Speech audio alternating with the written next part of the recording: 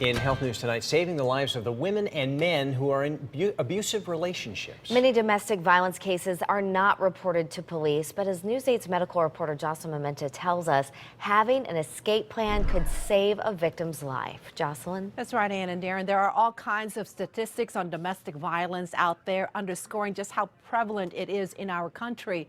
And there are hotlines set up so people can call to get help. But perhaps just as important is having a blueprint in place when the situation gets volatile. Flames engulfing a house in South Windsor. Men in uniform outside. Inside, Nancy Tyler is handcuffed, kidnapped, held hostage by ex-husband Richard Schenkman.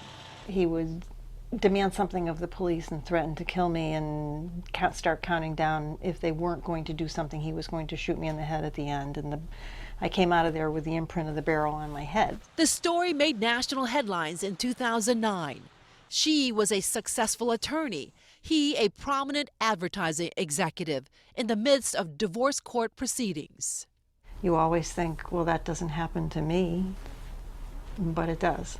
It can. Nancy discovered what many in an abusive relationship may not be aware can happen. The first 2 years after a person leaves an abusive marriage, there is a very high risk for injury or death. But during the course of the proceedings, I never thought to have an escape plan, and I didn't. The layers of domestic violence, Nancy says, were too complex to overcome. I thought, this is just something I have to get through. It'll be over soon. He'll move on to something else. In retrospect, I was playing with a very dangerous situation.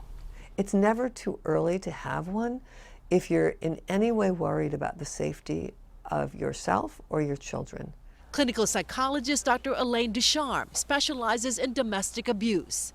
Every victim, women and men, she says, needs a safe way to get out when things escalate. Part of the exit plan might be going to counseling and saying, what is it that I need to do to get myself into a place where I feel okay about leaving?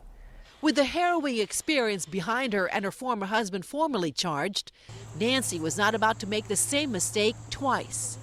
It was down to the point of, if he comes in the front door, where can I get out? If he comes, where can I go immediately to be safe? How do I get my kids out? Where do I put my car keys? Do I sleep with them under my pillow so that I can get to them? If you feel physically threatened or emotionally really put down and you're losing yourself, that's certainly the time to make sure that exit plan is really in place.